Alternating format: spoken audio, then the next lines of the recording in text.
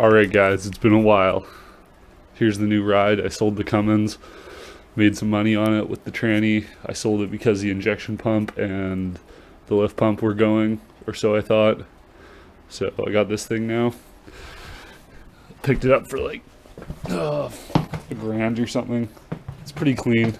I'm gonna throw a lift on it today. Yeah.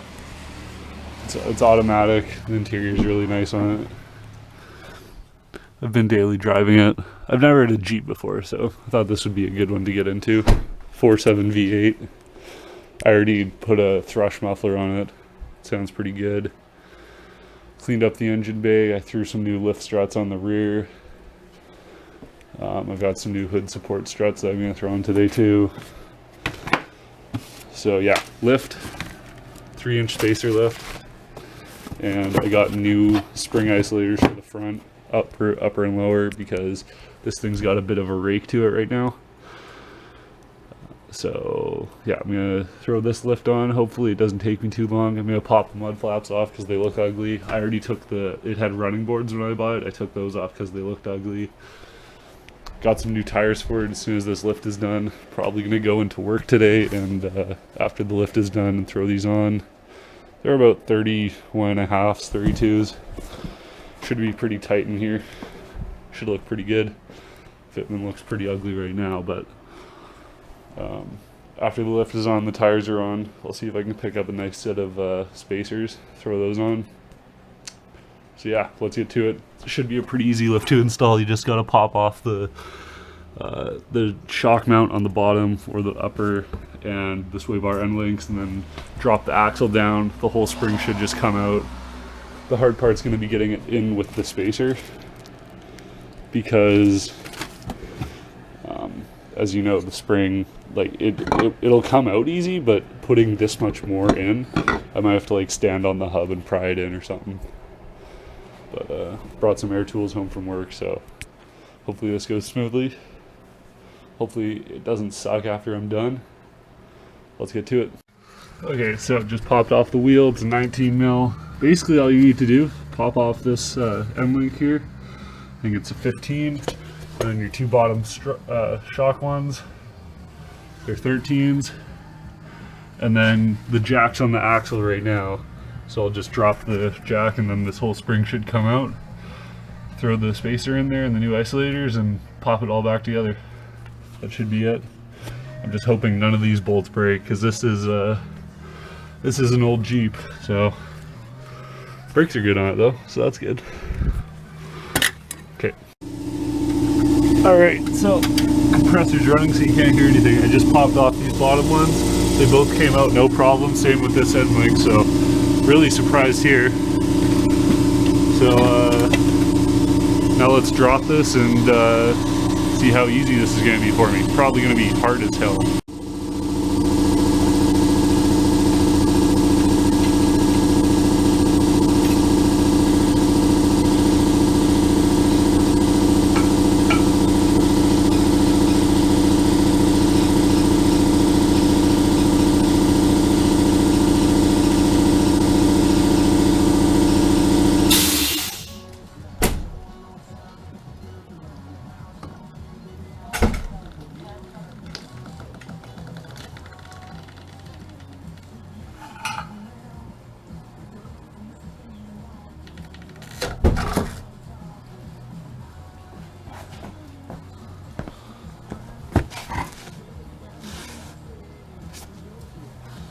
Okay, so that was a little bit sketchy, but this jack stands on good.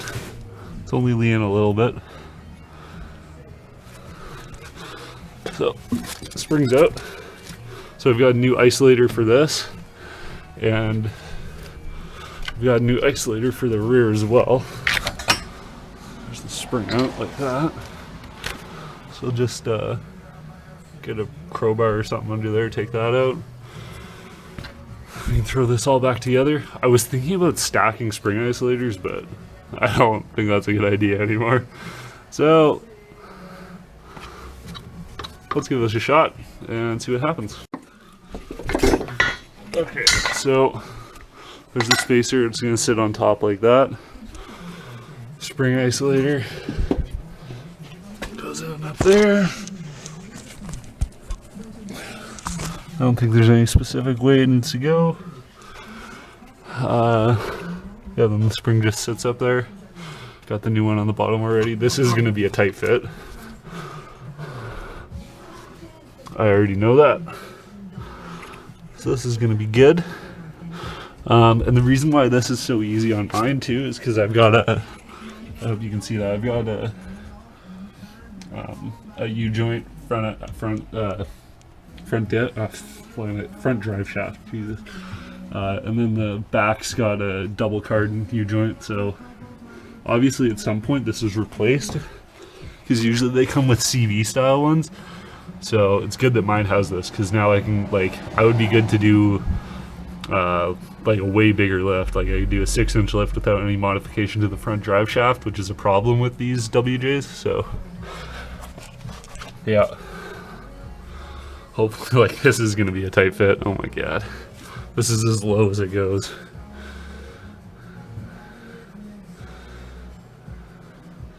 Like the jack's completely depressed.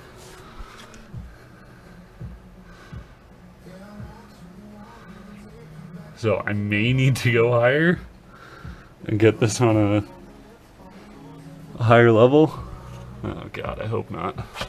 We'll see. I'll know better for the other side. I'll just go way up on the jack. I thought I had done enough on this side, but clearly not. So, like, there's a lot of travel here. Got in. It was hard, but it's there. So I ended up just needing a little bit more room on the jack. The jack isn't even under right now. So when you guys do this, if you do it, go really high as your jack can and get that jack stand up as high as you can, because it is possible to get it in there, but like, look how close the rotor is to the ground right now. So now I need to use this bottle jack somewhere to get it up, to get the whole thing up just enough so I can get that jack under, jack it back up, and put everything together. They said a note in the instructions somewhere about the bump stop. I don't see how that's going to be a problem, because it's just going to be higher away now. But yeah, I don't know. So let's pop this guy back together, and hopefully the other side will go smoother now, because I know what I'm doing on this side. I was looking for sockets for a long time. So here's the old spring isolators. They don't actually look that worn out, other than being soft. But putting new spring isolators, it gives you a little bit more lift in the front, because they wear out and sag. So they could have just been sagged a little bit, and hopefully this will level it out with the rear. So yeah, let's get this back together. Just need to rotate this bottom one to line up with that hole there. The bolts are all in now, or they're all started. There's the spacer in there. I have no idea what the lift height's going to be like, honestly. I'm off the jack the jack stand right now. The bottle jack's off the ground. Before I'll tighten these up, pop this mud flap off, and then the wheel will go back on. Then we can move to the other side. Let's get it. All right, everything's nice and tight. Time to move over to the other side. I'll get all this equipment over to the other side and see you guys over there. All right, so this side's done. I've already jacked up the other side and taken the wheel off. It didn't look that much higher for some reason. The spring just looks more compressed. Could be because I'm running on stock shocks and end links. But I don't know. As long as it gives me enough room for clearance on the tires, should be all right. And yeah, let's get to the other side. All right, so update. Just got this one in. This one was a bit harder to get in. I had to put some pretty good leverage on it, but no spring compressor. So it is possible to do a 3-inch without spring compressors. So I just have to button up everything up here. Got to get off the jacks, spin this thing around, we can do the back. I think this side took me probably half as long. I had this spring out in about 5 minutes, like wheel off, everything done in like 5 minutes. So if it wasn't for that tie up with getting it in there, wouldn't have taken long at all. Did the other side. Now I can tell the difference. I think it is sitting higher in the front now than the back. So that's good, because it was sitting like at least a couple inches lower. Probably gonna have to trim some with those all-terrains, but it should look pretty good. So yeah, let's spin this around and do the back. I don't really know what I'm doing on the back. I had an idea what I was doing on the front, so hopefully it don't take too long, but we'll see. Probably the last time that this is probably going to be the only time that the Jeep is facing this way. I'm doing the hood struts right now. I already did this one. They just pry off if you can. I used, where's my flathead? I just jammed it on one side, pried it.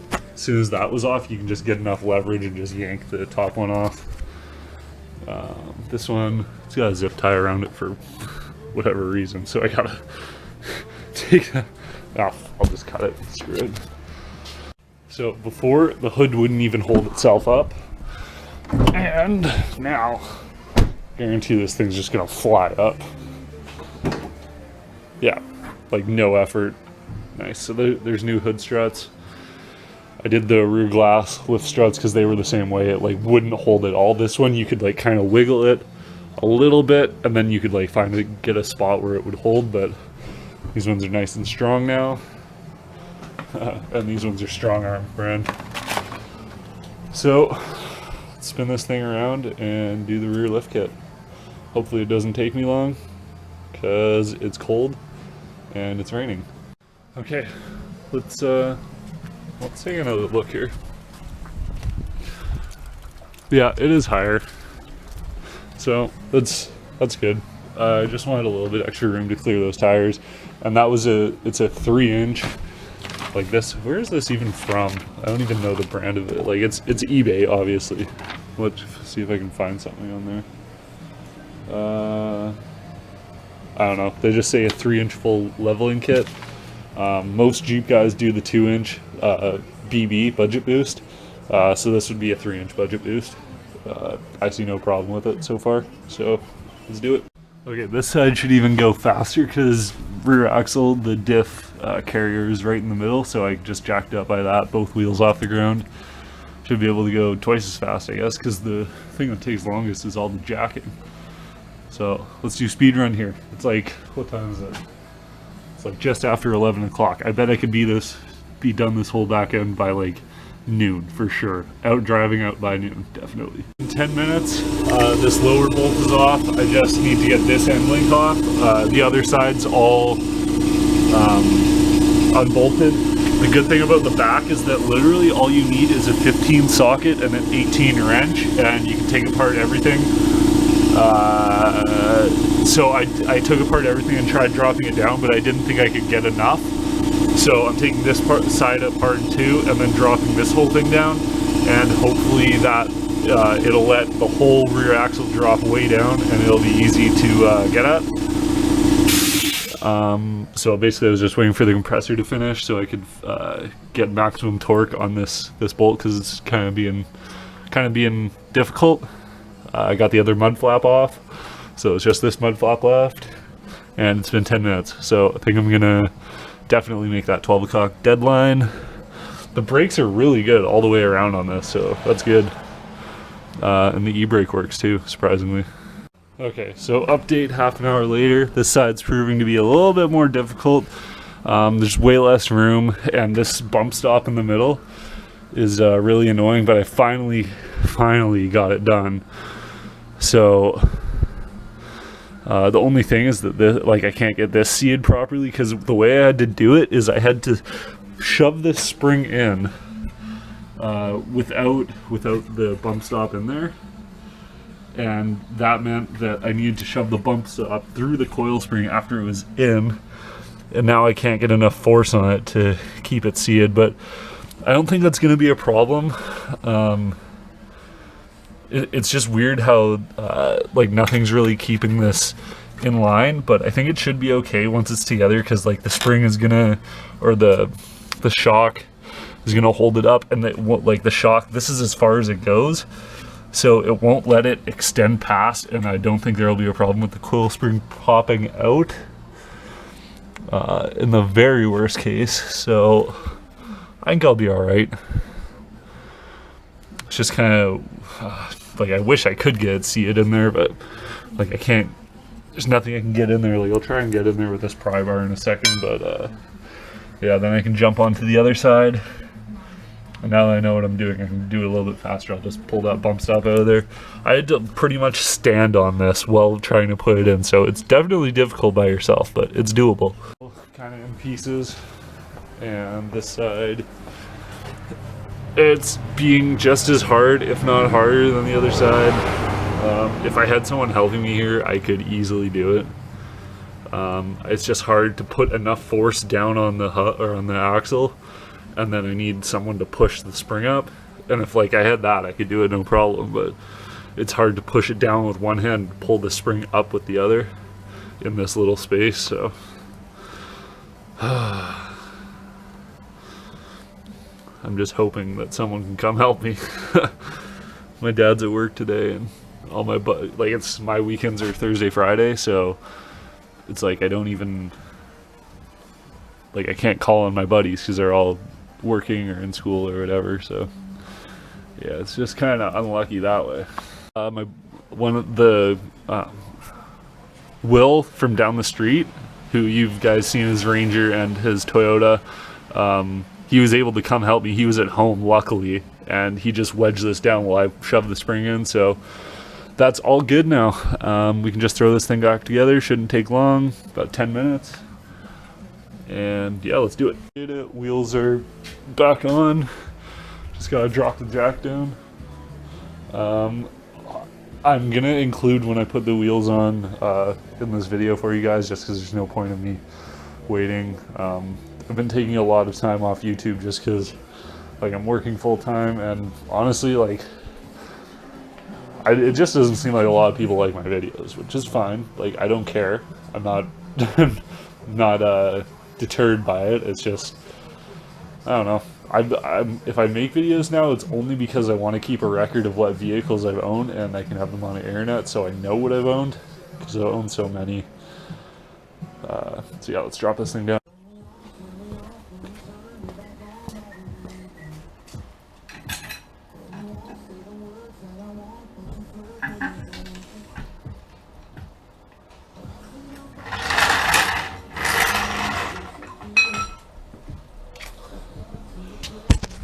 There we go. So it's lifted now. Should still have that lean. Yeah, it's got a bit of a lean, but definitely a lot more room for bigger tires in there now. And I'm just noticing that this is starting to rust, so that's good. It's nice, nice, nice, nice, nice. But yeah, mud flaps are all off. So now I'm gonna pull this thing up, and I'll see you guys when I get the wheels done. Maybe tonight. I haven't decided if I want to go into work tonight, because it's about a half-hour drive. It's definitely lifted now. Still got the rake in the front, but that's alright, as long as I got room to fit those tires. So yeah, that lift took me about I don't know, 3 hours probably, something like that. And if it wasn't for waiting and struggling to get the spacers in, it would have taken me probably 2 hours, maybe less. So that's a recommend. It was on eBay for less than 200 bucks, 3-inch lift. So now I gotta clean up all my stuff and see you guys when I get the tires on. Alright, so I got the tires on. I ran into work last night and threw them on. I got the white lettering sticking out. I just need to clean these up pretty good. Looks like they haven't been taken care of very well. Or I guess there was the other side out before, because no one likes white lettering for some reason. So I'm just going to tire shine these up. I'm going to paint the rims black today, except the center caps. I'm going to keep those silver, I think. And yeah, so I'm going to do this quickly. I've only got like a couple hours to do that. And I'm gonna vacuum it out. And what else do I gotta do? Oh yeah, I got the old tires in the back there. So yeah, I'm gonna take these off, paint them up real quick. Just gonna paint them black, and yeah. I just I want to paint them black, but I just went out and tried that one, and because these are like a polished aluminum, paint doesn't want to stick that well to them. So I did such a light first coat on this wheel, and it was just absolutely garbage. So I'm just gonna trash that idea just because they're aluminum, and I guess I could plasti dip them, but plasti dip is more expensive than I wanted to spend. I was hoping to just get away with like 2 cans of black spray paint and then just run with it, but it's not going to work out that way, so that's fine. I cleaned up the wheels so the white lettering is nice and there.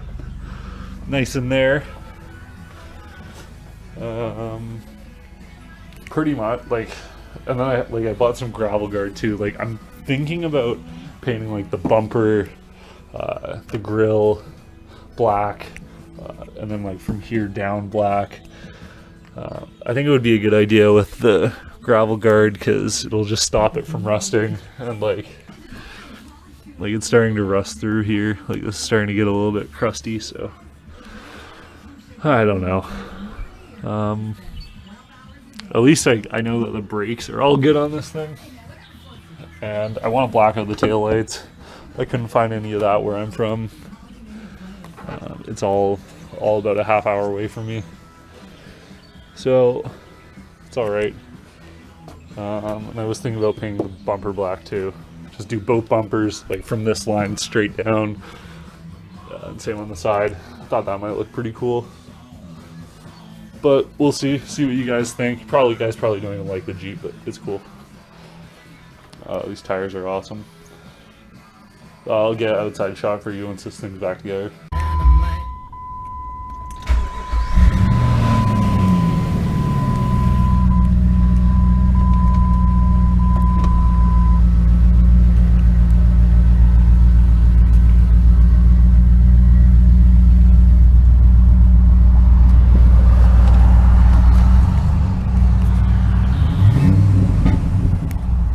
Sounds pretty good with this exhaust. Here's the outside clipping for you guys.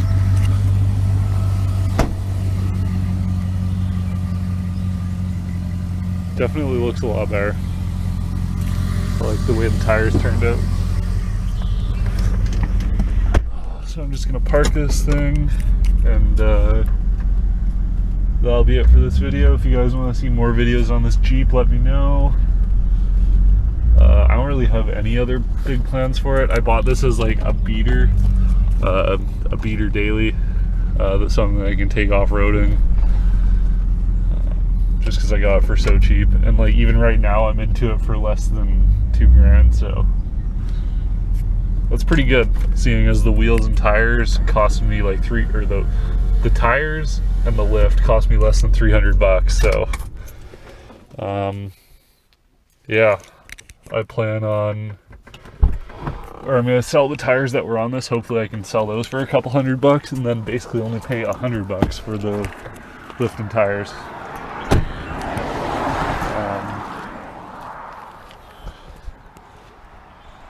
But yeah, probably sell this in a couple months.